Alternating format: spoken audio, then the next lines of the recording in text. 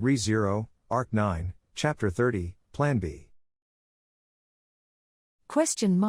When you talk to me, look at me properly. The moment he was struck by the intense kick unleashed, an alarm blared inside Aldebaran's mind. The cause of that alert had been the kick itself, alongside various factors surrounding it. Firstly, the sheer force of the kick had incurred tremendous damage, leaving him astonished at the absurd length of the leg that had punted him, thinking from here to there is all leg? The tip of the icy slipper worn on the kicking leg bore into him, smashing past his stone chestplate and placing him in a serious bind. The ice had begun to freeze over his chest, causing his sternum to creak. But the greatest reason for that clamorous alarm was the fact that she had hit the bullseye on him with piercing words, leaving him no room for excuses. "Look at me properly," she had said. "And Priorly, you look lonely when you talk to me, as well." Aldebaran, HK. Honestly, it was shocking that she had correctly guessed the complex emotions Aldebaran harbored. He was not so conceited as to think he had done a good job of hiding it, but he had arbitrarily assumed that she was ignorant to these sorts of subtleties. But, on reflection, she was simply bad at harboring ill will towards others, though alert to such malice stemming from those others. She had been born into this world a silver-haired half-elf, so that was only natural. Aldebaran, the tuition fee cost a damn fortune. HK. Just below where the frost had begun to erode the abdomen of Aldebaran, as he spat those words out in frustration, clinging was an ice-made man modeled after an odious individual. The Iceman obstructed his movements, and so, grabbing its head with a stone left arm crafted through magic, Aldebaran mercilessly ripped cranium from torso. The cries of its sculpture audible as an R, the decapitated body of the Iceman shattered in a ruthless manner, its ice scattering to the ground. Not only did they look the same, even the ease with which they died was spot on. Aldebaran, there, you take it. Amelia, Kya. Geez, that's awful. Unlike the shattered body, the decapitated head was attempting to bite him, so he threw the Iceman's head back towards the woman who had been chasing him, Amelia. After glancing back at Amelia, who caught the head before her body as if it were a dodgeball, Aldebaran looked down at his stomach. The frost began to spread from where the kick had landed, and as things were, his entire body would end up being frozen in ice. If that happens, you'd be done for, uncle.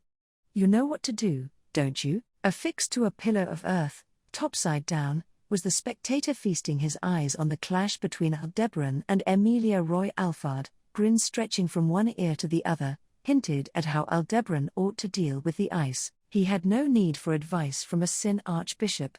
Without needing to be told, Aldebaran grit his teeth, gouging his own abdomen with the tip of his sword as it began to freeze over. Through feverish pain and spilling blood, he forcibly closed up the wound, an inch away from having been a seppuku, with stone, evading the bad ending of being encased in ice. His vision flashed bright red in agony, and the heartfelt, jovial laughter of Roy grated on his eardrums with ah ha ha. That's it, Amelia, HK, such a painful countermeasure. Aldebaran, oi, you ain't giving me any other choice. If you don't like pain, then yield and be frozen in ice. You've gotta have some awareness that that's the sort of attack you're using, lil miss. Amelia. Yes. I think the same thing. But, don't get the wrong idea, Aldebaran, wrong idea. Amelia, you can't withstand using the same method that you used for your stomach for your entire body, can you? That was a declaration of her intent to assail his body with the same blows she had delivered unto his abdomen. As if to substantiate that, the heartrending grimace of Amelia's beautiful face lost its harshness, and white fumes began to blow with a cool wind in the vicinity of the prison tower. As white powder snow fluttered down to encoat the war theatre, in his chilly fingers did Aldebaran feel the gravity of Amelia's seriousness. Aldebaran, this is the part where I'd wanna say that you're cute even when you're angry, but honestly, it's just plain terrifying. Besides, as Aldebaran cracked a joke, the atmosphere creaked before him as the head of the Iceman clutched in Amelia's arms began to regenerate its body. As if to say here's a new body. Instead of here's a new face, the Iceman completely recovered in just a few seconds, making an appeal of his good health by doing stretches. That meaningless, incendiary liveliness was a faithful recreation of the original, and so truly annoying. Aldebaran, You've got him down to even the finest details. It's disgusting. Amelia, your way of complimenting's the same as Ram's. It has a reputation among everyone at the mansion, they all think it's really just like him. Aldebaran, hair. Though, he himself must have been the only one to react with an unpleasant face. Amelia, how did you know? Aldebaran, I get it. It's the face he'd wanna not see the most. At his reply to the simple question, Amelia's widened eyes tensed in anger. She may have thought he was speaking contemptuously, but it truly was Aldebaran's unreserved opinion. In the first place, if she was going to make someone out of ice, it would have been better to use a more reliable, strong outer appearance, for example, someone like Garfield, as a model, and yet she had chosen Natsuki Subaru, of all things. Thanks to that, Aldebaran had been able to destroy the Iceman with zero reluctance. Aldebaran, if it's a soldier, shouldn't you have used the most reliable guy as a model? Amelia, dash. But that's why I used Subaru as the base. Aldebaran, I see.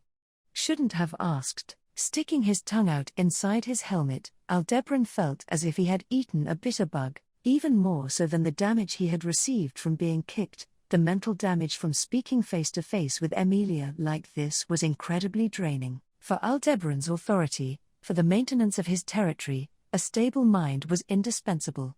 Despite that, Amelia was the very character that defined the meta of easily disturbing Aldebaran's mind. Aldebaran, damn piece of shit. In all honesty, encountering Amelia here had been outside his calculations. After returning to the kingdom from Wallachia, Aldebaran had controlled the party headed for the Pleiades watchtower to his convenience. Of course, he had grasped that Amelia and Otto would head to the royal capital, but he had intended on quickly retrieving Roy and departing the royal capital safely before trouble could be encountered. To think the rug would be pulled out from under him by a Zodda bug. Aldebaran, I guess the one who started this string of bad luck, would have been Lil Misfelt. In order to engage Reinhard in his worst possible condition, in the Augria sand dunes, Aldebaran had deliberately made use of Flam's divine protection at the tower, having her inform her little sister of his betrayal. As a corollary of that, Reinhard had appeared at the sand dunes, and an ambush had been prepared by Felt's group. Felt had not kept that information to herself. It was a state of emergency in which her allies at the Pleiades watchtower had been wounded, and the divine dragon, which was supposed to be the protector of the kingdom, had submitted to the enemy, so she had done well to display such a composed ability to make decisions. He had thought it might have been another suggestion from that Valga Cromwell, but to that notion he had to shake his head. Felt was someone whom Priscilla had recognized as an adversary. Her caliber to be monarch ought to be praised with sincerity. Either way, Felt had chosen the best course of action amidst high-pressure circumstances, and so Amelia, having received the information from her, would not put it to waste. Consequently, his escape from the prison tower had been obstructed, leaving him with the worst possible present, facing off against Amelia. Aldebaran, to his fore, Amelia slotted her hands into gloves of ice while standing beside the aggravating ice man who had taken the Gear 2 pose, and she casted a gaze of vigilance over Aldebaran. In her amethyst eyes could be felt a strong ardor, as if to say that she would not lose no matter what Aldebaran might do, but even without all her vigilance, there were not many things Aldebaran could do. He had been fending her off with swords of rock that mimicked her ice-brand arts, calling it earth-brand arts, but the effectiveness of the weapons each of them made was a difference of day and night. Their respective staminas were not even worth comparing, and neither could Aldebaran create reliable soldiers of earth. Moreover, it tormented his heart to bring harm unto Amelia, let alone wound her psyche. This was the fatal flaw that the being known as himself had been furnished with since birth. To make matters worse, Amelia's techniques, specialized in capturing people alive, had the worst affinity for Aldebaran's authority. Ergo, now that the ones considered to be the greatest obstacles to his plan, Natsuki Subaru and Reinhard, were out of the picture, Amelia would be the natural enemy of Aldebaran. Excluding one other person, she was his worst enemy. Aldebaran, regardless, no matter how he analyzed the situation, he could not find even a single good ingredient and wanted to cry, but not once had he experienced a precedent of his complaints breaking through such an impasse. If he could not forge a decisive blow through his own merits against the opponent who was unconsciously countering him, he would have no choice but to rely on outside help to end this. And then, it happened right when he was about to play his trump card. Piercing the cumulus, he bore witness to the dragon descending upon the noble district. Aldebaran, are you serious? As it sliced down through his vision, Aldebaran unconsciously muttered. Beyond the foggy white sky, currently drawing a line of pale blue light descending through the sky, was Aldebaran, planned to be Aldebaran's trump card. If it was headed to the noble district with such vigor to where he had kept Ye and felt on standby, then it was very likely its objective was to rescue them. That was to say, a being that Ye could not deal with alone had been dispatched to the Bariel villa. Since Aldebaran had intervened immediately, Ye's survival would have been 50-50. At the same time, it meant that Aldebaran would be unable to borrow a hand from Aldebaran in his predicament. Aldebaran, are you serious? With the same words, Aldebaran became even more keenly aware of how much worse his situation had become. He could try to redo with his authority, and call Aldebaran to himself before Ye and Felt.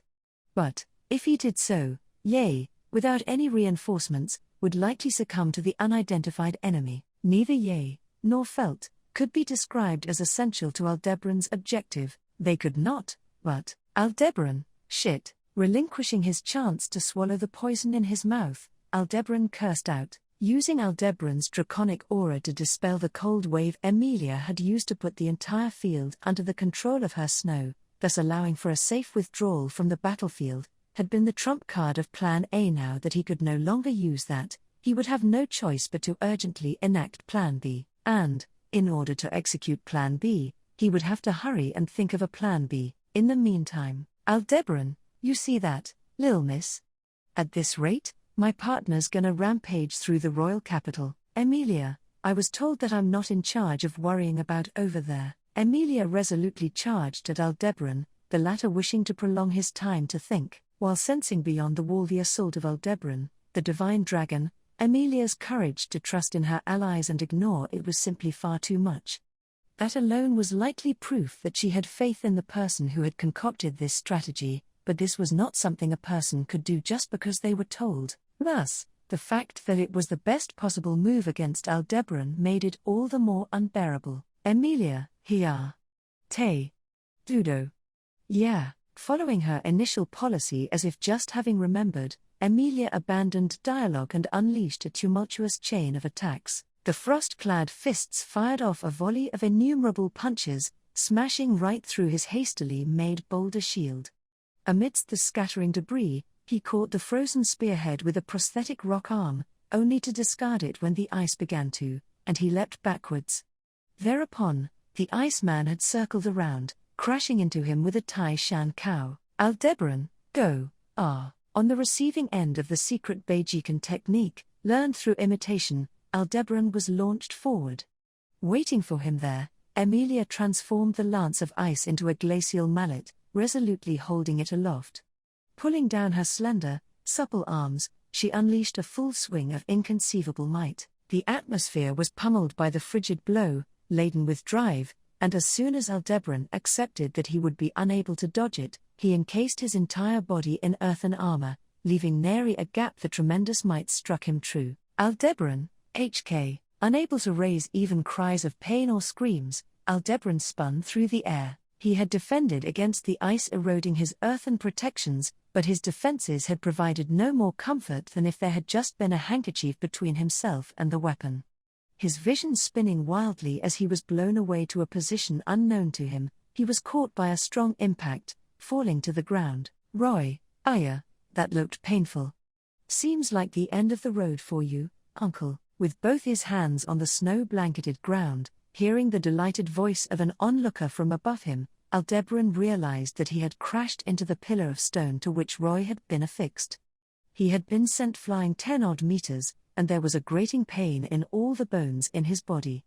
He had not even had the time to clap back with abusive language. Aldebaran, shit. It was not desirable for Aldebaran to waste any more time on this. Plummeting the temperatures around her, Amelia's fighting style was a devilish method in which debuffs would accumulate over time in a manner akin to snow, and it was also possible that enemy reinforcements would begin to show up as he dawdled. The more opponents that showed up, the The level of difficulty in emerging triumphant would rise exponentially. He had become keenly aware of that in his battle against Felt's faction. And it was entirely possible that his natural enemy could be among them. Roy, can't really see because of the snow, but it seems things are getting tough over at the town too, doesn't it? Gonna try and call for help at the very top of your lungs or something? Uncle, Aldebaran, shut the hell up. You. Just keep quiet and stay. Roy, upside down, conscientiously piqued Aldebaran's nerves as he was backed into a corner. He felt his rage well forth, wondering if he should pointlessly die an additional death just to deck that grinning mug, and beyond his indignation, what Aldebaran saw was the fluorescent hope of a plan B. Aldebaran, if he's me, afar, from the sensation of the white haze being swayed, it transmitted Aldebaran being engaged in a raging battle. Within the farthest extents of Aldebaran's knowledge, there were not that many candidates capable of engaging in a fight to the death against Aldebaran, but he had no choice but to believe and entrust that victory to the dragon. And that which he had to believe in was not merely the dragon's triumph, but that Aldebaran must have also been laying foundations for the unbeknown plan B while knowing that it could not assist Aldebaran. In order to realize that unascertained plan B, Aldebaran, Roy. If you don't want to die, then lend me a hand. Amelia, HK. As Aldebaran shouted, Amelia widened her eyes, her voice honed in rancor. At the sense of disbelief resounding through her voice, Aldebaran was astonished that his stocks still had the margin to be devalued after he thought they had already hit rock bottom when he released Roy out of the prison tower. No, when he entrapped Natsuki Subaru. Aldebaran, but, if it's necessary, then even the power of a Sin archbishop is to be borrowed. Natsuki Subaru did the same thing in the Empire, yeah? What's so bad, Amelia, even though you know it's not that sort of problem? Aldebaran, guess so. I'm saying that while fully aware. Loathe me all you want. He was accustomed to being loathed by Amelia. A falsehood. In truth, his position was that of not even ever being noticed, let alone loathed. Amelia, UHK. Upon Aldebaran's response, ire flaring through her sorrow, Amelia created stakes of ice in the air, capable of magician-esque battling styles besides hand-to-hand combat utilizing ice. Amelia pointed the floating ice stakes towards Aldebaran and Roy and avalanched them, as though carpet bombing. Anyhow, though it was an expression of her intent to stop their wiles, Amelia's rushed attack was intercepted by Aldebaran pulling off the ground like a carpet through magic, as though overturning tatami. Roy, even if you ask for our cooperation, you see, the ground rocked by the piercing impacts, this hurriedly constructed shelter of earth would not last much longer either. Aldebaran's concentration was torn in its maintenance, but despite being subject to the same predicament, Roy paid no attention to that whatsoever and crooked his lips in displeasure. Roy, as you can see, our limbs are fractured, and we have been prohibited from eating. So then, what are you telling us to even do? Or perhaps, you're giving permission to eat that Oni-san, is that what it means? Aldebaran, wrong. Neither am I letting you eat her, nor am I letting you go on a rampage. Roy, then what even is there for us to? Aldebaran, there is. Spew it out. A low-toned edict, Aldebaran met gazes with Roy, who was upside down on the earthen spire shielded behind him, and connoted gluttony a third choice besides eating or rampaging. Roy rounded his eyes at the bid, then immediately smirked a broad grin. Roy, geez, uncle, just how much do you know about us? It can't be that you're truly our real father, right? Aldebaran, if I'd brought up brats like y'all, I wouldn't be able to live with all the apologies I'd have to give to society. Their relationship was one of forcibly compelling to listen, bound by a curse mark. Aldebaran's attitude, in no manner intending to establish friendly relations, was yet welcomed by Roy with a licking of lips. He was Roy Alphard, commanding the name of gluttony, therewithal bizarre eating per his accord. How would a glutton whose mouth partook no matter what crude product, have evaluated Aldebaran? A useless thought regardless, he did not have the leisure to inquire. Amelia, stop. That instant, what smashed through the mud shelter was an enormous ice boomerang identical to the flying wing blade used by the Empire's Madeleine Eschat. It was thrown in, and through the opening of the piercing ice, Amelia charged towards them. Aldebaran obstructed Amelia's path with an artificial rock arm created to be a size bigger.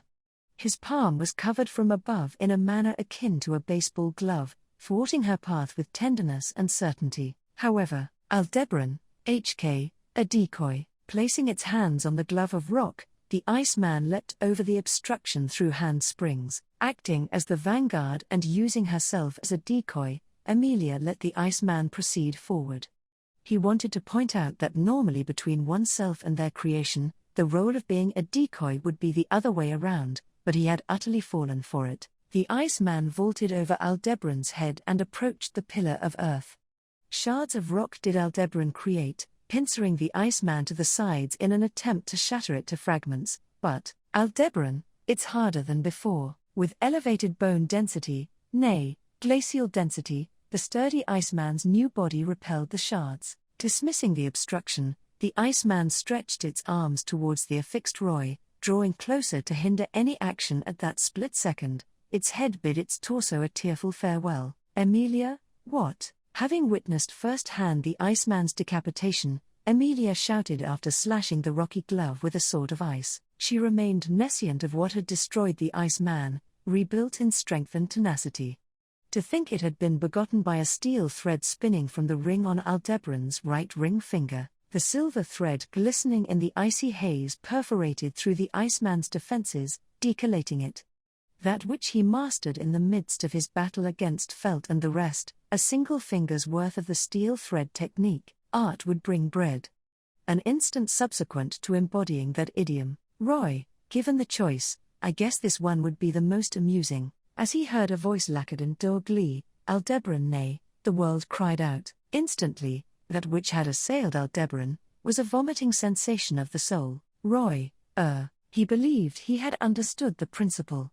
He had even managed to conceive of what would occur, but, once it actually transpired, comprehension and imagination had been of no use whatsoever, neither unto flesh nor unto spirit, that was an onslaught unto memories intangible. Roy, there existed a phenomenon known as déjà vu, where during the first time one laid eyes upon something, they would feel as if it could by no means be the first time they were seeing it. Currently, Aldebaran was every single person undergoing these effects was experiencing something several tens of thousands of times more pronounced than déjà vu, a regurgitation that could not be ignored. As evidence of that, Amelia, spilling a husky breath, from Amelia's hand fell a javelin of ice. Feebly dropping that which she had been ready to throw, its form unraveled, returning to Mana before it hit the ground. Vehement turmoil flickering through her widened amethyst eyes, she fell to her knees on the spot. Gazing over her state of being, Aldebaran grit his molars, and leapt backwards. Roy, a vociferous sense of disgust, there was. But, not enough to bring him to his knees. The impact of regurgitation varied from person to person. A matter of course. Emotional attachments were to each their own. Between Aldebaran and Amelia, the ardor they respectively harbored towards those memories differed. Odious though he may be, Roy had made the appropriate selection. Accurately, he had selected memories that had inflicted a great impact unto Amelia, while not going as far for Aldebaran. Hence, Roy, bearing the nauseating sensation of emesis, Aldebaran raised his hand aloft to the heavens. The whitish haze of ice yet shrouded over the royal capital's sky, obstructing him from regarding it with due reverence. However, there did Aldebaran believe that Aldebaran had laid the groundwork for Plan B. 'Twas a boon of the combat experience they had acquired during their battle against Reinhard at the Augria sand dunes. In that battle, Aldebaran and Aldebaran, fellows in whom dwelled the ego of the same man, had exercised magic through a shared magic signature. They had assumed a system in which Aldebaran borrowed the mana of Aldebaran to invoke magic, but it was the reverse this time. The Plan B that Aldebaran had prepared above the clouds with a mechanism awaiting activation, it instead fell to Aldebaran to follow the magic signature, and pour in mana to flip the switch, a conception reached only because their egos were one and the same, the execution of a Plan B that had not existed prior. Aldebaran, subsequent to the invocation, bearing witness to the entirety of what Aldebaran had prepared as a Plan B, Aldebaran spilled out a belch distinct in essence to those that had come before, yet it still fell in line with Roy's regurgitation. Plan B, the entire picture of that was, Amelia, no. HK, sensing an intense torrent of mana, Amelia's lips quivered, still down on her knees. She was not standing, however, with her visage raised, her amethyst eyes managed to grasp it. Floating in the sky of the royal capital was a rocky mass around 100 meters in size. It was a sense of scale that seemed as though some small hill had been unearthed in its entirety and raised up. Though Aldebaran had never encountered it, this might have been the same feeling that people had given accounts of experiencing when beholding the white whale from nearby, overwhelmed by witnessing such a mighty thing skybound. Either way, the intent of Aldebaran in elevating that rocky mass to the sky was obvious. Roy, the next instant, there resounded a report of the sky shattering, stemming from numerous cracks fissuring through the rocky mass, as was apparent to all who had noticed the abnormality in the ether. The hill-sized mass split into boulders numbering around 10 or 20, and at that rate would continue down towards Amelia. No. Foreseeing that outcome, Amelia reprimanded her trembling knees, and stood up. She had surely understood. Even if it had fractured into pieces, if the heavy boulders, each bigger than 10 meters, were to fall, there would be a great amount of damage to the city, leaving a large number of casualties. Thus, the only way to avert that was for people capable of preventing it to go put a stop to it. Aldebaran, even now, I'm going at this with the intention to not let a single person die. That's why, Amelia, HK, Aldebaran, I trust you to not let even a single one of those fall onto the city. Forcing a selfish, one-sided request upon her, Aldebaran disregarded Amelia's voice, shrill with fervent emotion, and ran up the earthen pillar to secure Roy. Akin to the foul odors emitted from the anal sacs of a frightened weasel, the ice man, once again reduced to being merely a head, rolled over in one last-ditch effort to impede him, but Aldebaran mercilessly crushed it underfoot, and removed the affixed sin archbishop from the spire. Roy, you're quite the nasty guy, uncle. Responding not to Roy's superfluous words, Aldebaran carried that small body on his shoulders, and ran, with nary a glance back at Amelia with whom he had been doing combat until a moment prior, as fast as his legs would carry him. Amelia, you can't. Don't run away. He could hear Amelia's heartbroken appeal, but no attacks were issued to halt his steps. Naturally. All of her strength was now being fully diverted to the purposes of saving people. Were she able to just pursue Aldebaran here without thinking of the consequences, she would have an easier time living her life. Undoubtedly, if she had been a person capable of that, it would have been a salvation for both Amelia and for Aldebaran. But Amelia did not give in to selfishness, and by wielding her magic to save people, she had ended up letting Aldebaran get away. Amelia, don't go. Return Subaru, return Beatrice. In concert with the heights of those emotions, sounds of glaciation could be heard in the sky loud and clear. Aldebaran invoked the protrusion of the ground beneath him, and with that as a foothold he surmounted the wall enclosing the prison tower, withdrawing from the white battlefield made manifest by Amelia. With legs still unhalting, he ran, and ran, and ran. Roy, she's crying, you know, that Oni-san. A fact ignorable had it not been delineated. The detestable sin archbishop deliberately did delineate. The tearful voice rending his heart, Aldebaran continued running, never halting his feet.